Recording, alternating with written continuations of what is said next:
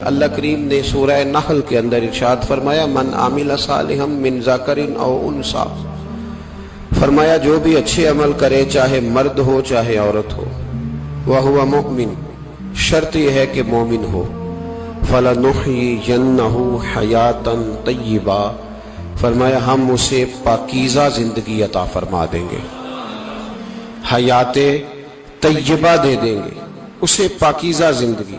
شرط کیا ہے؟ من عاملہ صالحا، نیک عمل کرے۔ کون سے عمل کرے؟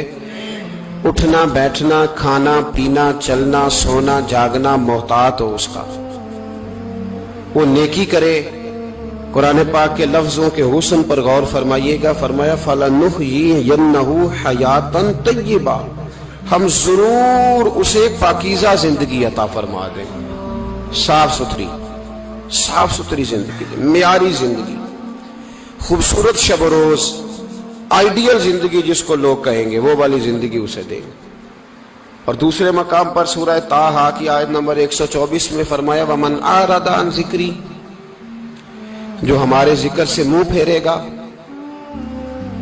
جو ہمارا کھا کے چہرہ کسی اور طرف کرے گا، جو چلے گا ہماری زمین پر لیکن توجہ کسی اور طرف ہوگی، آسمان کی چھت ہماری بنائی ہوئی لیکن اس کے خیالات کہیں اور ہوں گے، فَإِنَّ لَهُ مَعِيشَةً ضَنْكًا، فرمایا ہم اسے تنگ زندگانی عطا کر دیں گے، اس کی زندگی تنگ ہو جائے گی، اس کی معیشت تنگ ہو جائے گی۔ گناہ زندگی کو تنگ کر دیتے ہیں، نیکی زندگی میں آسانی پیدا کرتی ہے۔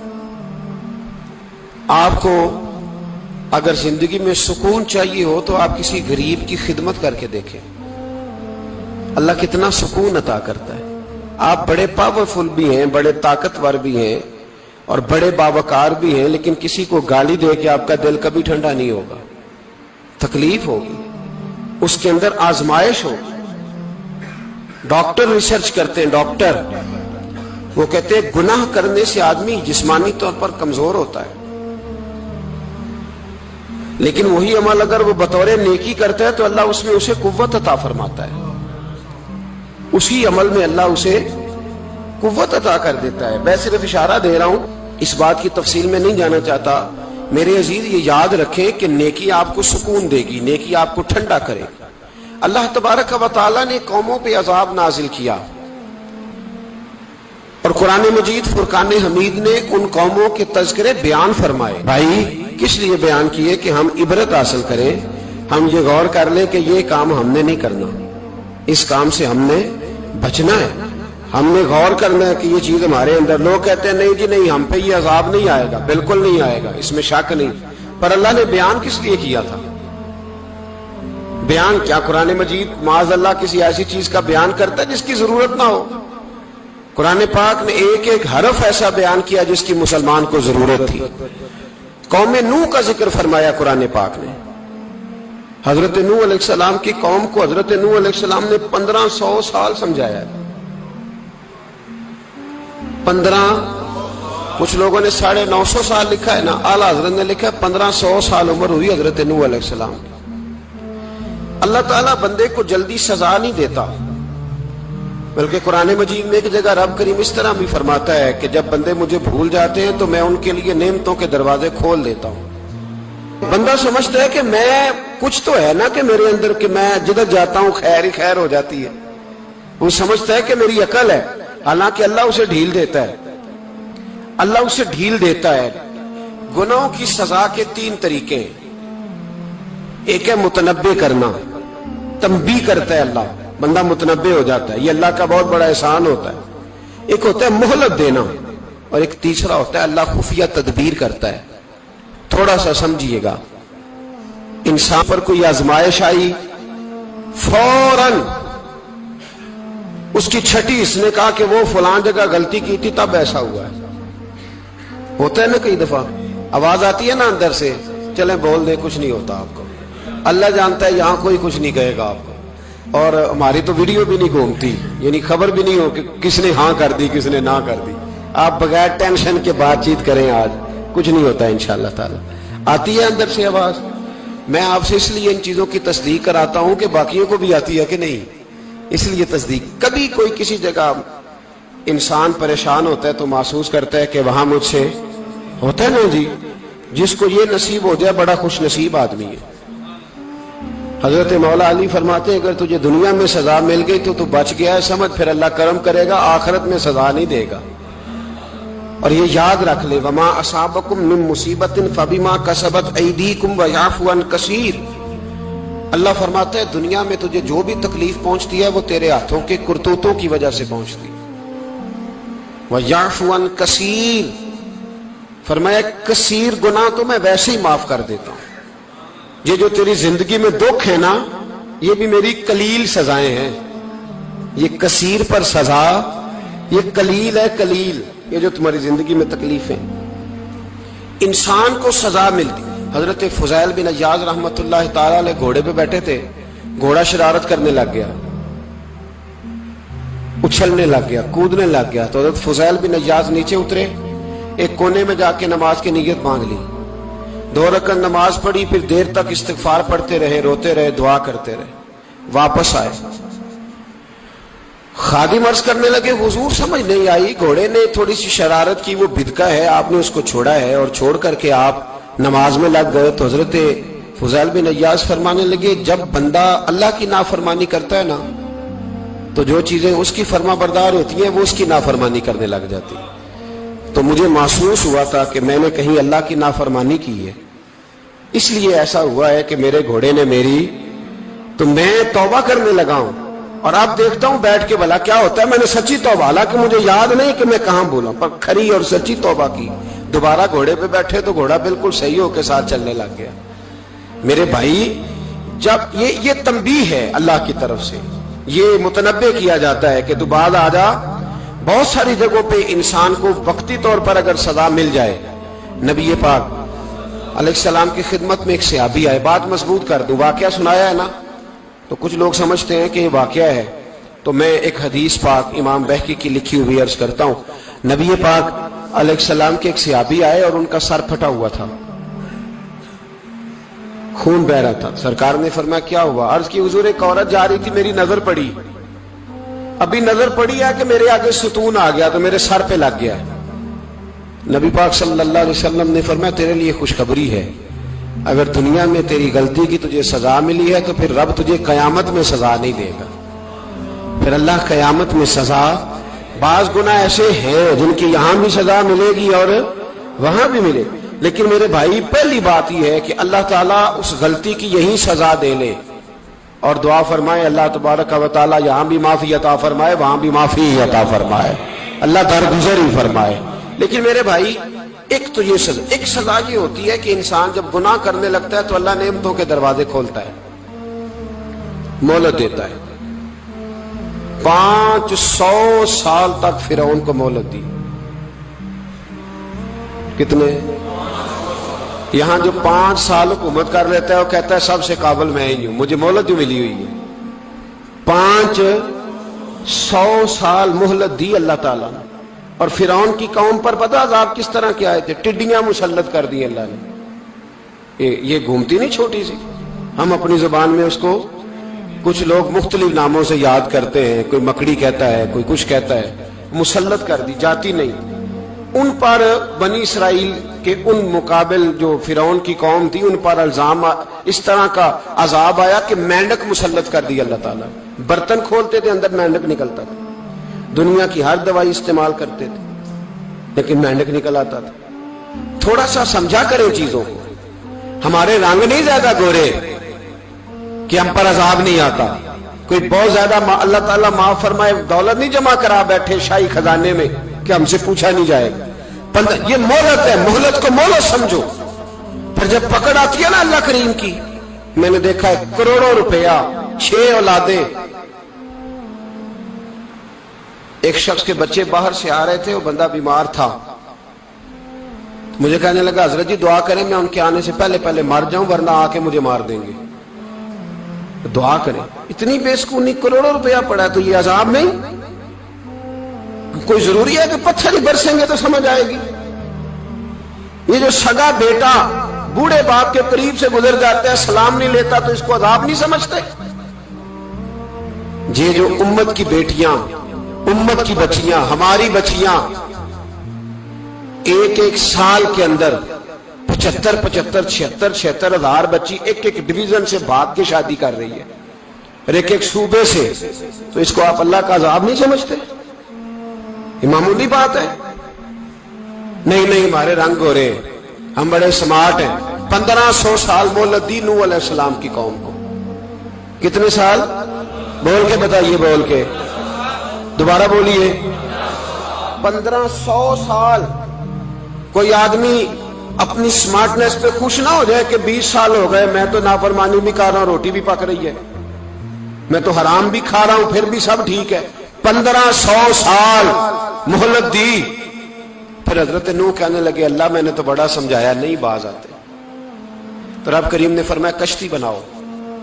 اللہ کے پیغمبر کشتی بنانے لگے تو قوم مذاق اڑانے لگ گئی۔ اب کیا کرنے لگے ہو؟ اب کشتی بنانے لگے ہو، خیر تو ہے، قوم مذاق اڑا رہی ہے۔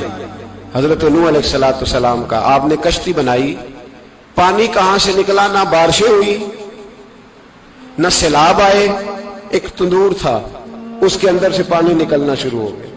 کبھی تندور سے بھی پانی نکلا ہے، پر جب نکالنے والا چاہتا ہے تو وہاں سے بھی ایک تندور سے پانی نکلا۔ اتنا نکلا، اتنا نکلا، اتنا نکلا کہ قوم ساری ڈوب گئی۔ قرآن مجید کے صفحات شہادت دیں گے کہ حضرت نوح کی قوم کا بچہ بہ گیا، بچے صرف وہ تھے جو حضرت نوح کے ساتھ ہو گئے، تباہ ہو گئی۔ اللہ بے نیاز ہے، بے نیاز۔ 1500 سال مہلت ملے اور تو پھر بھی کہے رب بڑا کریم ہے، معاف کر دے گا۔ 1500 سال تجھے گنجائش دے اور تو کہے کوئی نہیں، بات معافی ملنی چاہیے ابھی بھی۔ میرے بھائی، حضرت صالح علیہ السلام کی قوم، حضرت صالح نے تبلیغ شروع کی تو کہنے لگے پہلے معجزہ دکھاؤ۔ جی آج تو نہیں لوگ معجزے مانگتے، آج بھی لوگ کرامتے اور معجزے، اللہ معاف کرے، جو چیزیں معجزہ تو ہو نہیں نہ سکتا، لیکن آج بھی لوگ، آپ یقین کریں، کہتے ہیں یہ بڑی نمازیں پڑھتا ہے تو پھر بخشا کیوں نہیں گیا، پھر کیوں نہیں منو سلوا کیوں نہیں اترا اس پر، پھر میں بھی اسی طرح ہی ہوں، کیا اس کے اندر خوبی آ گئی؟ مولوی بھی ویسے ہی ہے، صوفی بھی ویسے ہی ہے، لوگ مانگ نہیں رہے، لوگ دلیلیں مانگ نہیں رہے، ابھی بھی لوگ بحث نہیں کرتے، کیا فرق آ گیا جی؟ ویسے ہی ہیں سارے۔ اللہ تعالیٰ سے ڈرنا چاہیے۔ ہمیں سامنے والے کی طرف دیکھ کر صحیح ہونے کا حکم نہیں ہے، ہمیں اپنی اصلاح کا حکم ہے، اپنی طرف دیکھ کے اپنے آپ کو ٹھیک کرنے کا۔ الزام لگا کے گزر جانا، اس کا کوئی مطلب سنو اور یاد رکھو۔ حضرت صالح علیہ السلام سے کہنے لگے پہلے معجزہ دکھائیں، تو حضرت صالح علیہ السلام نے فرمایا اونٹ کہاں سے پیدا ہوتے ہیں؟ کہا اونٹنی کے بطن سے۔ فرمایا آؤ میں تمہیں پہاڑ کے اندر سے اونٹنی پیدا کر کے دکھاتا ہوں۔ کہاں سے؟ پہاڑ کے اندر سے۔ حضرت نوح ساتھ لے کے گئے تو پہاڑ کے اندر سے اونٹنی نکلی، اور اونٹنی بھی گابن تھی، اس کے پیٹ میں بچہ، اور اونٹنی اتنا دودھ دیتی تھی کہ ساری بستی دودھ پی جاتی تھی، پھر بھی دودھ بچ جایا کرتا تھا۔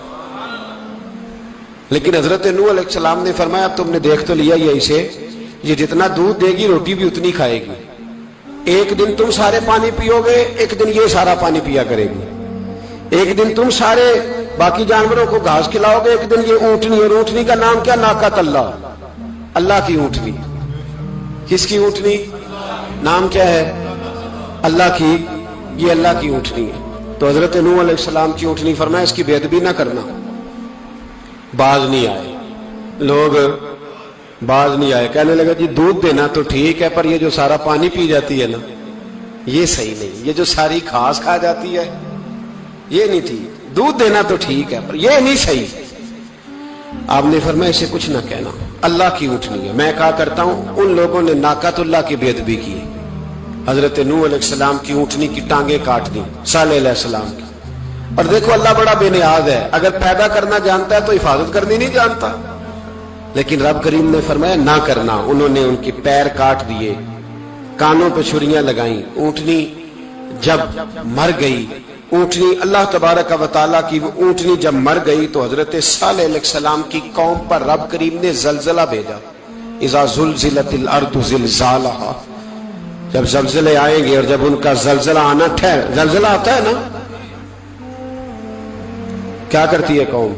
ला इलाहा इल्लल्लाह, ला इलाहा इल्लल्लाह, कलमे जारी हो जाते हैं। बल्कि एक दफा ऐसा भी हुआ कि मस्जिदों में ऐलान होने लगे जलजला आ रहा है। जो फजर के लिए नहीं उठे जलजले के लिए वो भी उठ गए। जिनका दावा है ना मेरी सवेरे आंख नहीं खुलती, उनकी लगी नहीं कितने घंटे, बाद में भी नहीं लगी। टीवी पे ऐलान होते रहे कोई नहीं आ रहा, सो जाओ चुप करके, लेकिन आंख लगी। मौत से तो डरता है, अल्लाह से डरता ही नहीं। मौत का खौफ है, रब का नहीं। जलजला आया, सारी कौम तबाह हो गई। बताओ, अगर नाकत अल्लाह की गुस्ताखी हो तो अल्लाह नाराज हो जाता है, और अगर औलिया अल्लाह की हो, अगर औलिया अल्लाह की हो तो रब नाराज नहीं होता।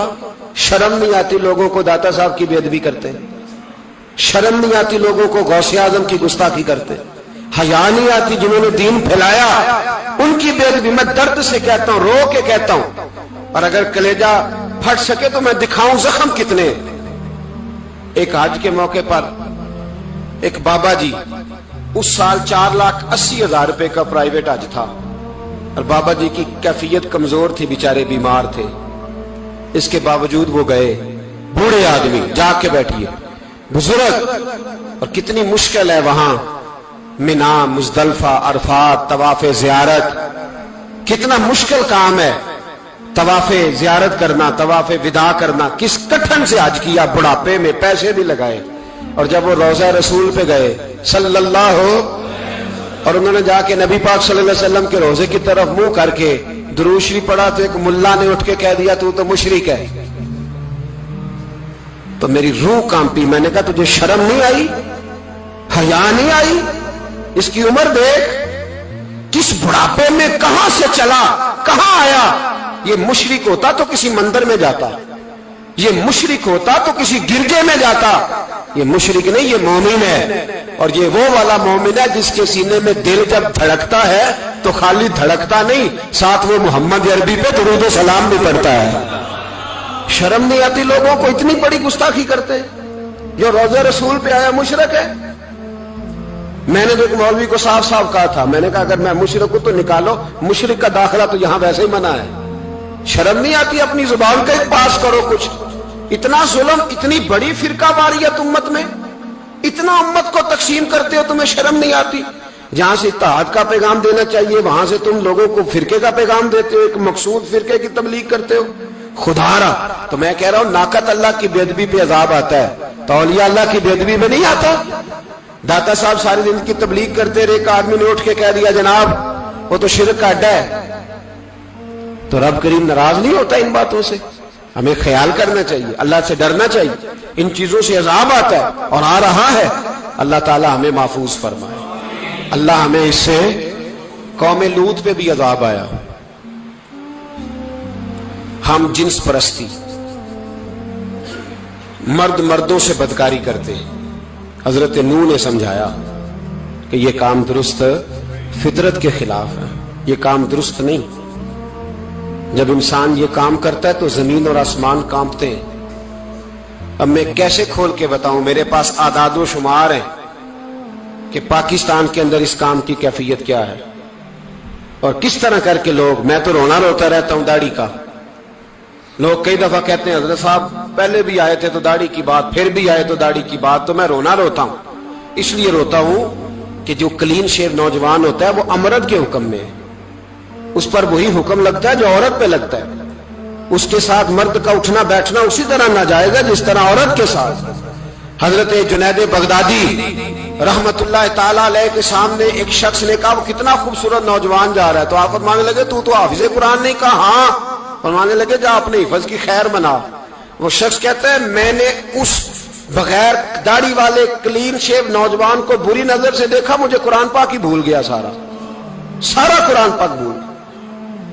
और कितने साल मैं दुआएं करता रहा, बैतुल्लाह के तवाफ करता रहा, मैं याद भी करता तो नहीं होता। कैसे? अब तो हमारा नात कहां ब्यूटी पार्लर से होके आता है, हम किसी और को क्या पैगाम है? वो पैगाम, वो निजाम, वो तरीकाकार जिसका हुक्म था शरीयत में, कौम लूत पर अजाब आया। सही बैठते होंगे बच्चे जो मोटरसाइकिलों पे बैठते हैं।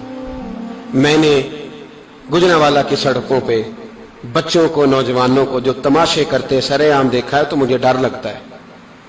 اور کوئی روکنے والا نہیں، شغل ہو رہا ہے، ہنس رہے ہیں، اور سامنے عورتیں بھی ہیں، سب ہو رہا ہے۔ کتنی تکلیف کی بات۔ حضرت نوح کی قوم یہ کام کرتی تھی، قرآن پاک نے بیان کیا ہے۔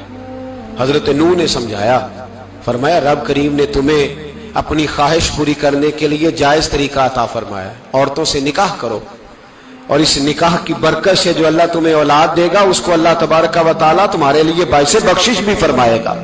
لیکن جب قوم نہ مانی تو جو قوم میں لوط کا عمل کرے اس کا علاج قرآن نے بیان فرمایا کہ آسمان سے پتھر برسیں گے، پھر پتھر برسے،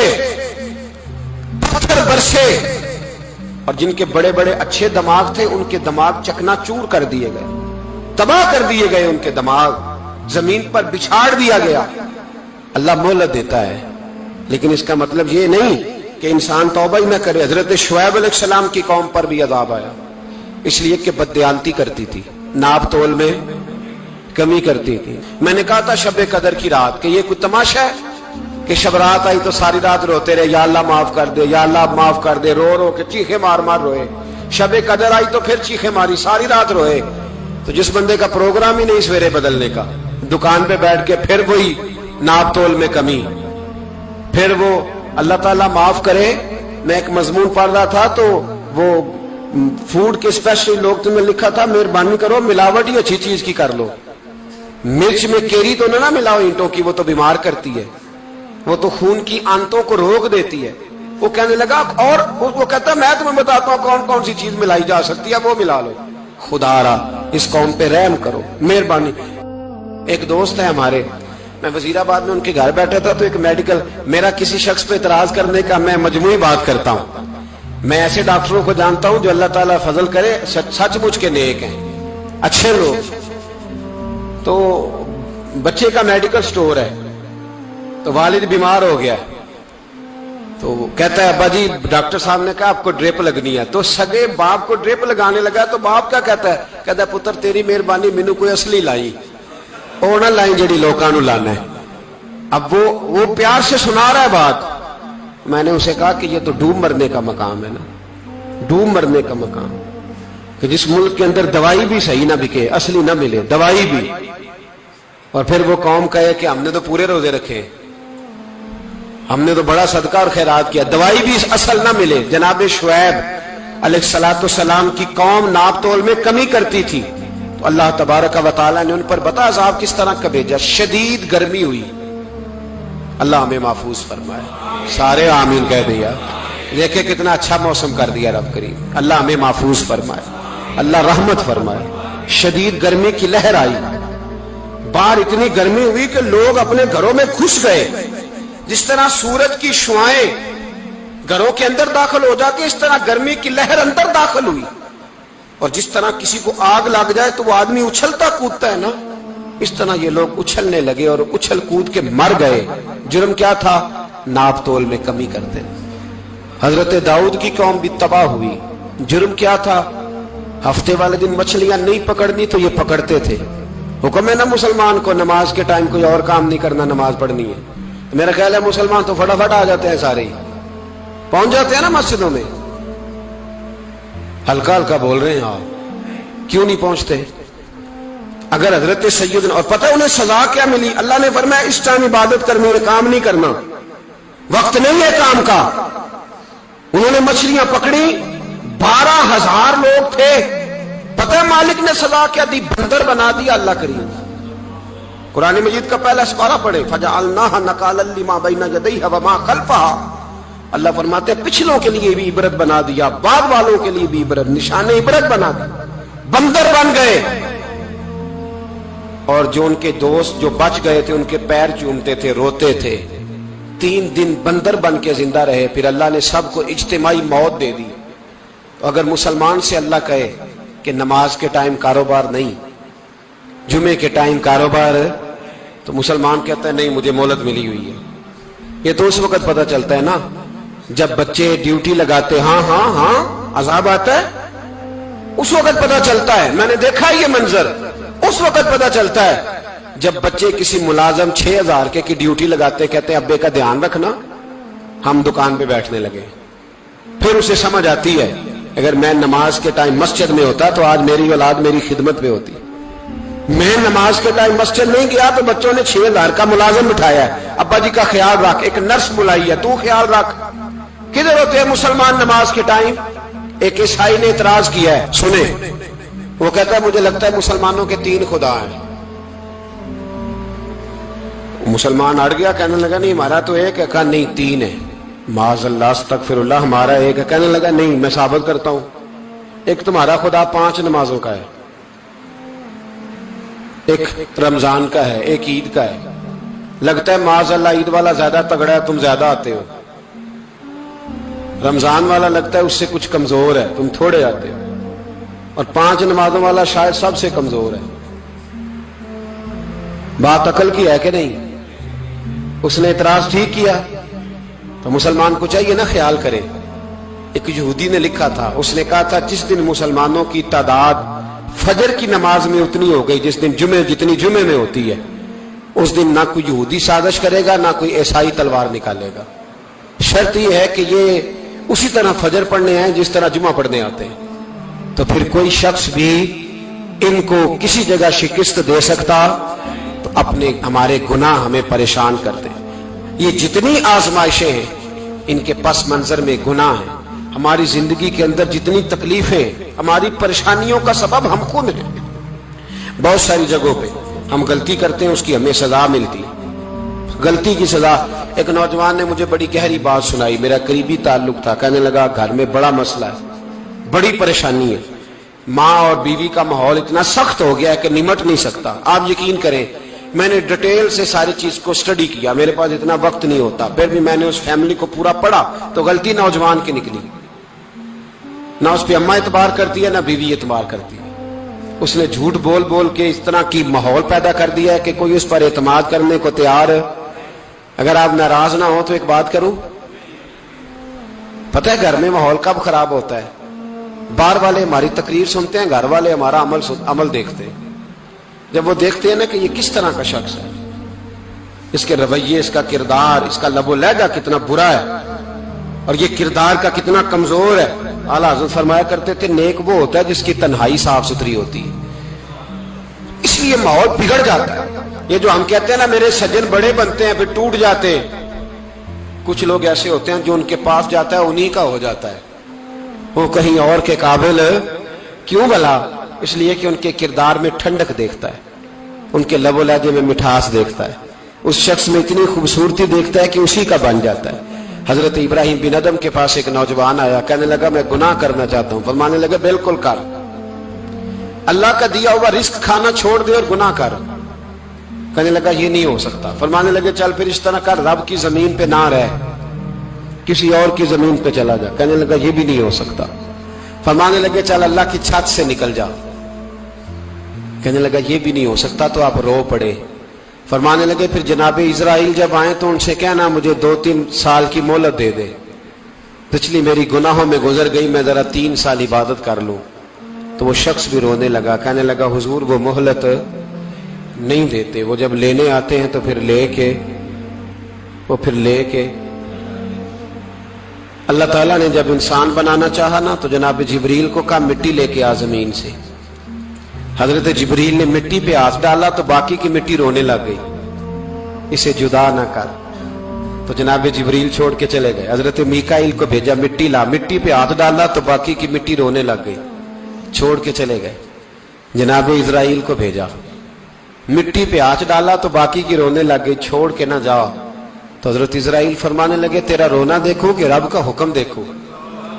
وہ لے گئے, جب پیش کی تو رب کریم نے فرمایا اسرائیل جان نکالنے کی ڈیوٹی بھی تیری, تو مٹی کو لے آنا, باقی مٹی روتی بھی رہے تو روتی رہے. جب میرا فیصلہ آ جائے تو پھر اس میں کوئی گنجائش, ہم کھاتے بھی اللہ کا ہیں, نافرمانی بھی اس کی کرتے, زمین پہ بھی اس کی چلتے ہیں, نافرمانی بھی اس کی کرتے, حکم کسی اور کا مانتے, چھت پہ رب کریم کی رہتے. اس طرح نظام نہیں چلتا. میرے بھائی یاد رکھ لو, گناہوں کی سزا ملے گی, زندگی تنگ ہو جائے, یہاں بھی آزمائش ہوگی اور وہاں بھی. میں نے درس پہ کہا تھا, پھر بات کہتا ہوں, یہ میں اپنے لیے کہہ رہا ہوں, توجہ ہے میری بات پر. دعا فرمایا کریں کہ جو کچھ ہم نظر آتے ہیں اللہ ہمیں ویسا بننے کی توفیق بھی عطا فرما. اللہ ویسا بننے کی یہ مشکل معاملہ ہے, مشکل.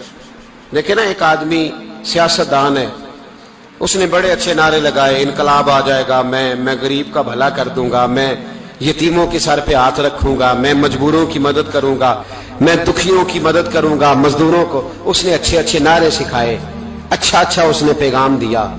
اندر اس کے یہ تھا کہ اقتدار ملے گا تو مرضی کروں گا. لوگ اس کے گرد بھی گئے, اس کی گاڑی کے پیچھے بھی بھاگے, لوگوں نے اس کے نعرے بھی لگوائے, جیب سے پیسے لگا کے اس کے پوسٹر بھی شائع کیے. لوگ اس کے گرویدہ ہو گئے. لوگوں نے پوری, اور میری قوم نے تو بیچاری نے کئی دفعہ دھوکے کھائے. جس نے نعرہ لگایا غریب اسی کے پیچھے مسیحا بن کے چل پڑا.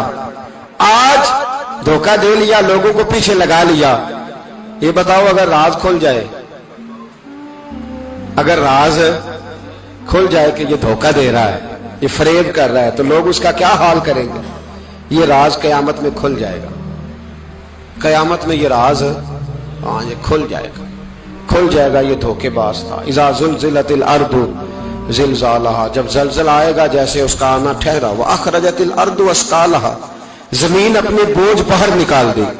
اس سے مراد کیا ہے کہ زمین پہ جو جرم ہوئے زمین بتا دے گی, باہر نکل آئے. وقال الانسان ما لہا, انسان کہے گا اسے کیا ہوا, یہ تو سب کچھ بتا رہی. بوجھ باہر نکال دے گی. ایک آدمی پیر طریقت بن کے بیٹھ گیا, جبہ کبا پہن کے, بڑی پگڑی باندھ کے بیٹھ گیا, اچھی اچھی نیک باتیں بتانے لگا. لوگ اس کی دست بوسی کرنے لگے, ہاتھ چومنے لگے, پیچھے لگ گئے, خدمت کرنے لگے, جیب سے نذرانہ دینے لگے. اس کے نام پر لوگ اپنی جیب سے لنگر پکانے لگے. خانقاہ کی خدمت ہونے لگی. مہمان اس کے آتے, نوکری کوئی اور کرتا. میں نے کہا تھا شاید اپنے لیے کہہ رہا ہوں. ڈیوٹیاں لوگ کرنے لگے, حالات بدلنے لگے. لیکن اس کے اندر تو چور تھا, وہ تو دکاندار تھا. تو یہاں جو اس کے پیچھے لگے تھے وہ تو سچے تھے, انہیں تو اجر ملے گا. لیکن اس کا جب راز کھلے گا تو بڑی رسوائی ہوگی. اس کا جب راز کھلے گا تو بڑی. ایک میری طرح کا دیندار تھا, جو چہرے کا تو نیک تھا, اندر پتہ نہیں کیا کچھ تھا. ایک طوائف گزر رہی تھی, اس نے اس کو تبلیغ کر دی. کہنے لگا بس کر دے, سیانی بن جا. تو کسی دانشور میں لکھا ہے اس نے بڑا سخت جواب دیا. اس عورت نے کہنے لگی بابا میں تو جو ہوں وہ نظر بھی آ رہی ہوں, تو بتا جو تو نظر آتا ہے وہ تو ہے کہ نہیں. اس بندے نے چیخ ماری اور بے ہوش ہو کے گر پڑا. تو لوگوں نے کہا بابا آج کسی صوفی کا کلام سنا ہے جو بے ہوش ہو گیا. تو اس نے کہا نہیں, آج طوائف کی بات سنی ہے, طوائف کی. اور وہ عجیب بات کر گئی ہے. وہ کہہ گئی ہے میں تو جو ہوں میں نظر آ رہی ہوں, تو بھی تو بتانا, تو بتانا کہ تو دستار امامت پہنتا ہے.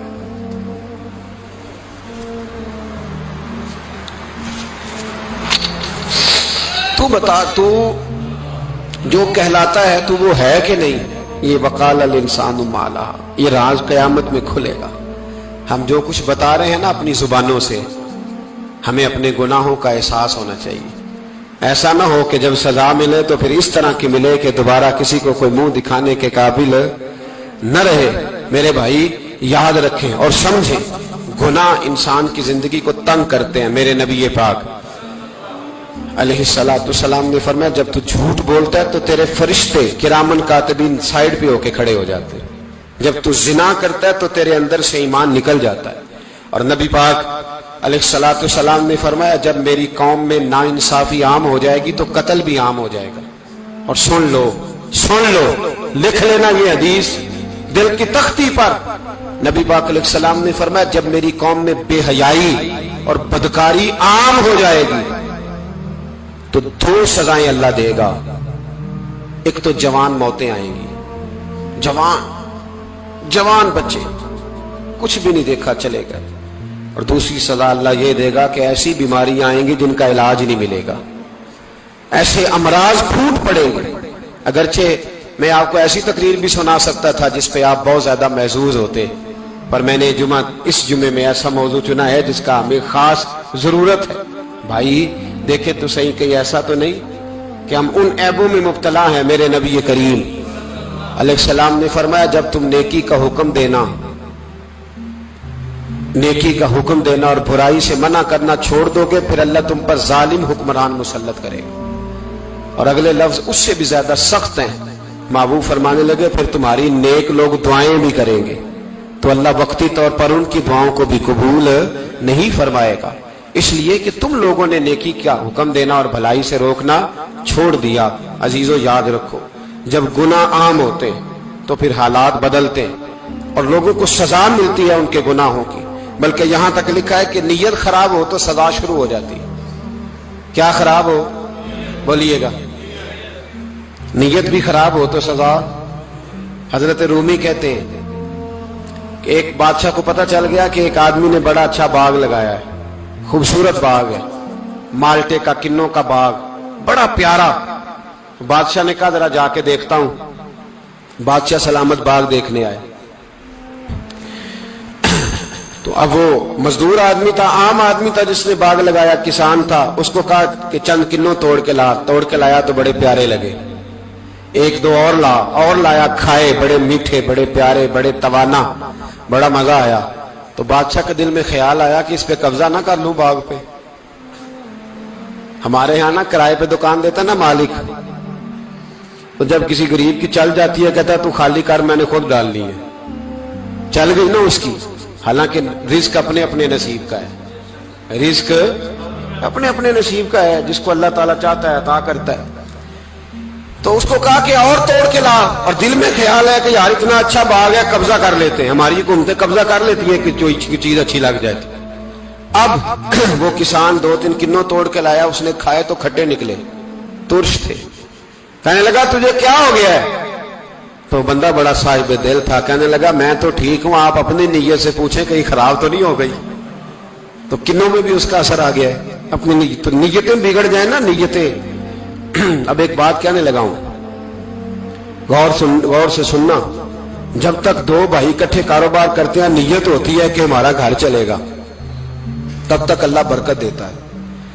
اور جب اپنی اپنی جیبیں سمیٹنے لگ جاتے ہیں نا کہ یہ میرا 5000 ہے، آج میں گیا تھا اگرائی کرنے، یہ میرا 10,000 ہے، آج میں نے محنت زیادہ کی، جب وہ ٹٹولنے لگتے ہیں پھر اس دکان سے بھی برکت اٹھ جاتی ہے، پھر وہاں سے بھی برکت چلی جاتی ہے۔ فَإِنَّ لَهُ مَعِيشَةً ضَنْكَ، فرمایا جب تو میں منہ پھیر لیتا ہے پھر تیری زندگی اللہ تنگ کر دے، پھر وہاں سے بھی برکت، خوبصورتی، اثر اٹھ جاتا ہے۔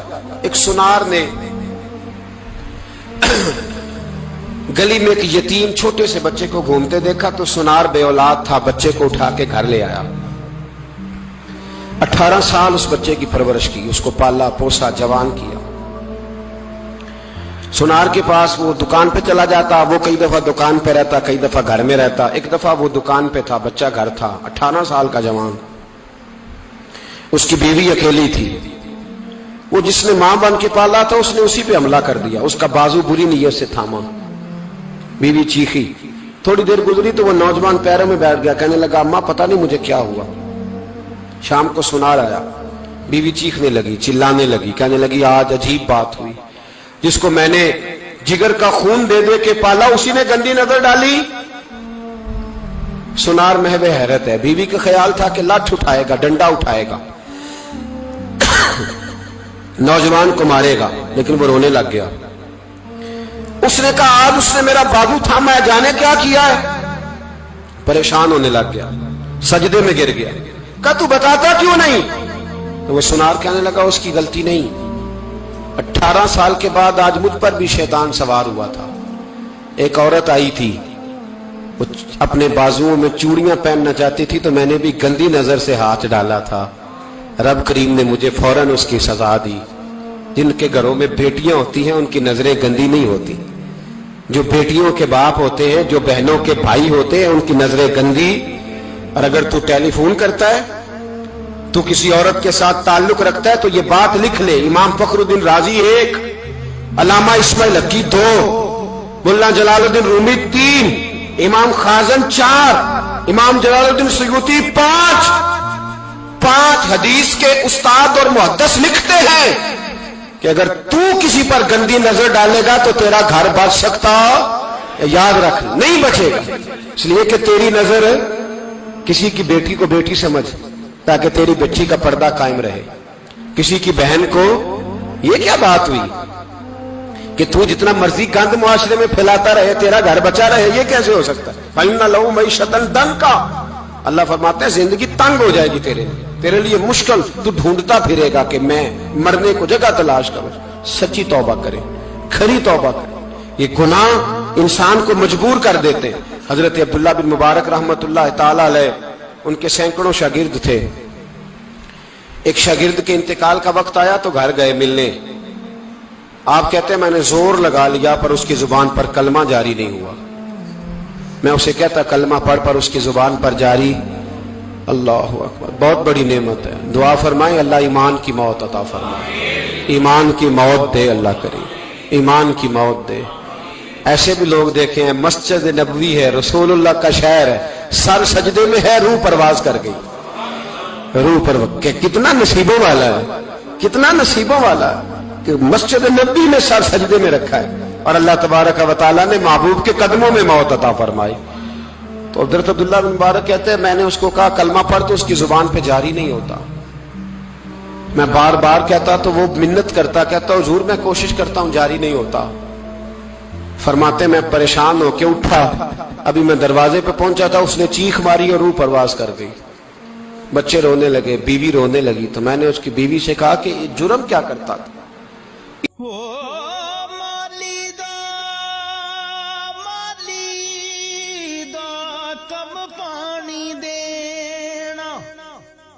पर मशकां पवे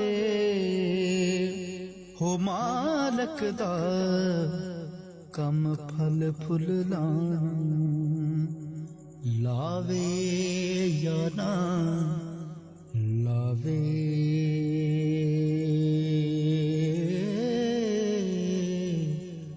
इतना बड़ा पापी पे कलमा जारी नहीं हुआ।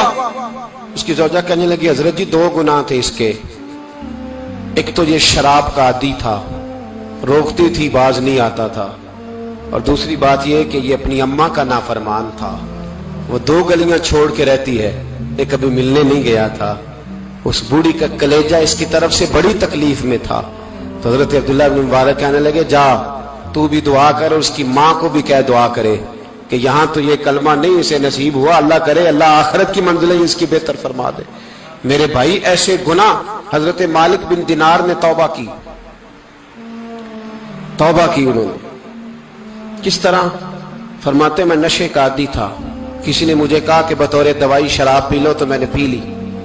नशे का आदी था, शराब पीता था। अल्लाह ताला ने बड़ी मन्नतों और कोशिशों के बाद, मिन्नतों के बाद एक बेटी अता फरमाई।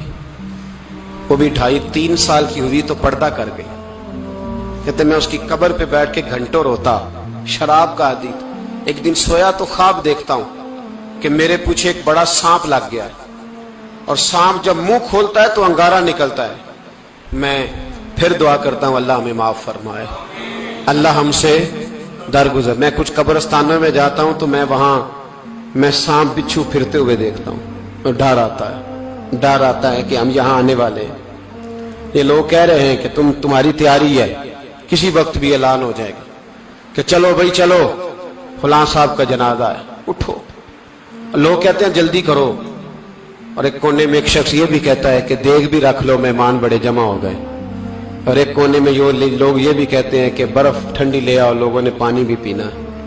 पहले ऐलान होता है कि फलां फौत हो गया, फिर ऐलान होता है जनाजे का टाइम हो गया, फिर ऐलान होता है जनाजा उठाया जाएगा, और फिर बात खत्म हो जाती है। फिर कुल्लु मन अलैहा फान, फिर कोई नहीं पूछने आता। खत्म हो गया, किस्सा ही खत्म हो गया। उन लोगों की कहानी मिट गई, खत्म हो गए। बड़े बड़े कज कुला, कोई पूछने वाला नहीं। मौत का राज है मौत का राज। मौत राज करती है बस, और किसी का राज नहीं। वो राज करती है, जिधर जाती है उसी का राज है, राज कर रही है।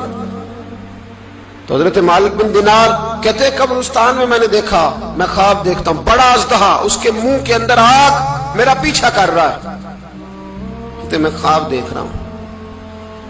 मैं दौड़ा, लेकिन वो अजदहा जब मैं दौड़ा तो मेरे आगे आके खड़ा हो गया। میں مشرق کو دوڑا تو وہاں بھی آ گیا، مغرب کو دوڑا تو وہاں بھی آ گیا۔ جناب مالک بن دینار کہتے ہیں ایک بوڑھا شخص کمزور مجھے بچانے آیا، پر اس اژدہا نے پھونک ماری تو وہ بوڑھا آدمی دور جا گرا۔ کہتے میں چیختا تھا، چلاتا تھا، ایک پہاڑی پہ میں بھاگا گیا تو وہاں مجھے میری بیٹی ملی، مجھے فوت ہو گئی۔ وہ اس اژدہے کے آگے اس نے یوں ہاتھ کیا تو اژدہا پیچھے بھاگ گیا۔ میں نے بیٹی کو گود میں اٹھایا، میں نے کہا بیٹی یہ کون تھا؟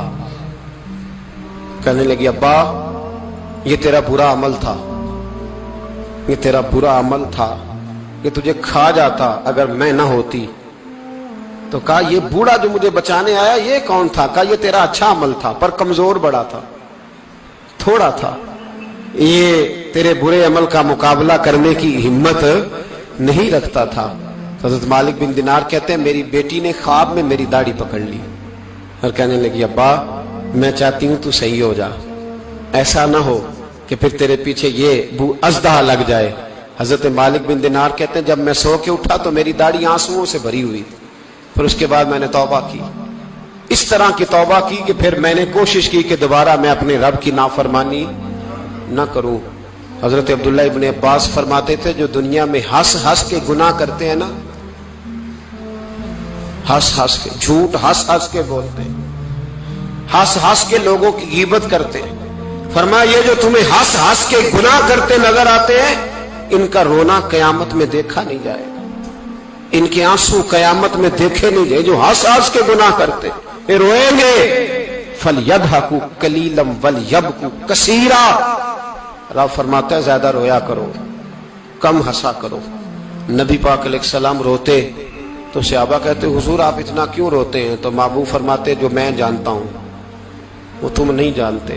بھائیو قبروں میں اکیلے جانا ہے، کبھی غور کرنا، اکیلے کوئی بندہ ساتھ حساب دینے نہیں جائے گا۔ اماں بڑا پیار کرتی ہے لیکن قبر میں کبھی کوئی ماں بھی ساتھ دفن نہیں ہوتی، اپنا اپنا حساب دینا، مشکل وقت ہے، حساب کر لینا چاہیے، تیاری کر کے رکھنی چاہیے۔ گناہ اگر یہاں ہماری زندگی کو تنگ کریں گے تو وہاں بھی ہمارے لیے مشکلات پیدا کریں گے۔ نبی کریم علیہ السلام نے فرمایا ہے کہ اللہ بڑا مہربان ہے، اللہ بڑا کریم ہے، اللہ بڑا ستار ہے، اور یاد رکھو جب کوئی اس کی ریٹ کو چیلنج کرے، جب کوئی اس کے قانون کو توڑے، جب کوئی اللہ کی اعلانیہ نافرمانی کرے، پھر رب کریم کی غیرت کو، اس کے عدل کو جوش آتا ہے، توبہ کرے سچی، مسجد کی حاضری دے پابندی کے ساتھ۔